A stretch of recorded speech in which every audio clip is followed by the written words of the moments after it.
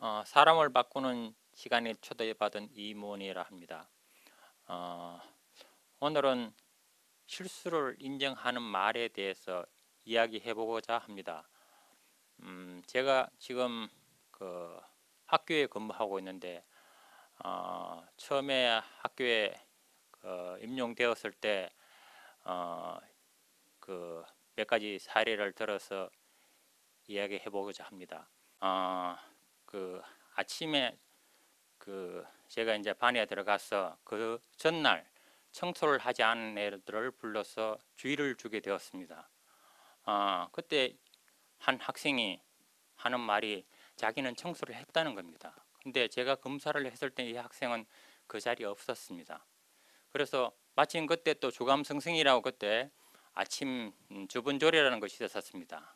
그 주감승승이 와서 또 하는 말이 그 주분조에 이 친구가 나오지 않았기 때문에 이 학생이 나오지 않았기 때문에 벌을 주고 꾸중을 하는 사건이 있었습니다. 그래서 제가 보는 앞에서 그 주감승승 얘를 많이 머쓱했습니다. 그런데 이 학생이 너무너무 억울하다고 펑펑 울기 시작했습니다. 하는 말이 자기는 분명히 거기도 나가고 청소도 했다는 겁니다. 그러면서 하는 말이 자기 친구가 네가 요새 왜 이리 많이 바뀌어졌느냐고 이야기하는 친구가 있을 정도로 자기는 마음을 먹고 열심히 했다는 겁니다. 그 말을 듣는 순간 제가 어떤 생각이 들었냐면 저는 그 학생에 대해서 그동안 그 학생이 착실하지 못했고 늘 청소를 빠지고 또 문제가 좀 있는 학생이었습니다. 그래서 이 학생에 대해서 선입관과 그 당시 제가 검사를 했을 때 학생이 그 청소 교실이 없었기 때문에 청소를 안 했는 걸로 단정해서 그렇게 뭐라하게 되었습니다. 근데 이 학생은 자기는 새로운 마음으로 한번 열심히 해보겠다는 마음을 딱 가졌었는데 그때 그 상처가 굉장히 컸던 걸로 그렇게 생각됩니다. 그래서 제가 제 자신을 변명하기보다는 이 친구가 이 학생이 너무 마음의 상처를 많이 받았다고 생각해서 미안하다. 내가 실수로 잘못 판단했는 것다. 네 마음을 상하게 해서 미안하다고 그렇게 학생한테 사과를 했습니다. 그런데도 불구하고 이 학생은 그 자기 상처가 너무 커서 울면서 그 울음을 그치지 않았습니다.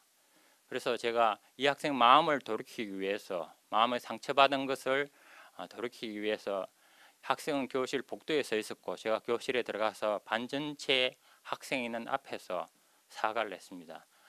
내가 너희들을 그 마음에 내 실수로 너희들을 마음에 상처를 준다든지 잘못 꾸짖는다든지 이런 일로 너희가 마음의 상처를 안 받기를 사실 원하고 그렇게 행동을 해왔었는데 오늘 본의 아니게 그 한 학생을 너희 친구를 갖다가 마음을 상처를 주는 사건이 있었다고 대단히 미안하게 되었다고 그래서 앞으로 내가 이런 일이 없도록 각별히 조심하겠다고 이렇게 반 전체가 있는 데서 사과를 했습니다. 그 일이 있고 난 후에 이 학생은 저하고 관계가 아주 좋아지기 시작했습니다. 그래서 그 학생은 자기의 어려운 어떤 처지에 대해서도 저에 대해 상담도 해오고 이렇게 바뀌어지는 삶을 살고 학교를 그 무난히 졸업도 하고 진학을 하게 되는 그런 일이 있었습니다. 저는 이것을 보면서 어떤 생각이 드느냐 하면 그 마음의 상처를 주는 이런 일들은 신뢰가 생겼을 때 그 신뢰가 깨어지는 말을 했을 때 마음의 상처를 많이 준다고 생각됩니다. 제 자신을 생각해 봐도 가까운 사람하고 관계에 있어서 그런 문제가 생겨나는데 그런 일을 안 범하려고 하고 또 잘 하려고 해도 그런 문제가 생겨나는 것을 실제로 경험하게 되었고 또 그런 일이 발생하게 되었습니다. 가까이는 저희 아내와도 문제도 있었고 자녀들과의 관계에 있어서도 그런 문제가 생겨날 때가 본의 아니게 그런 일이 생겨날 때가 가끔 있었습니다.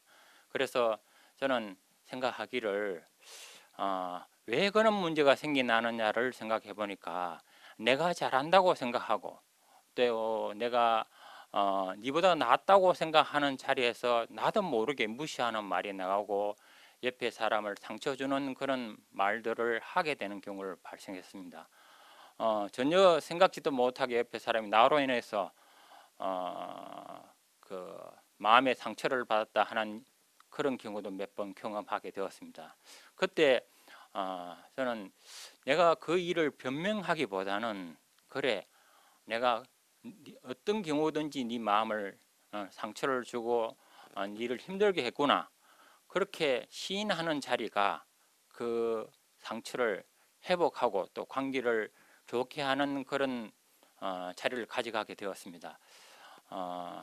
그 같이 사는 아내와도 관계에서도 늘 나타나는 문제가 뭐냐면 그 내가 잘못을 시인하지 않고 변명을 하는 자리에서 문제가 늘 생겨나는 것을 보았습니다.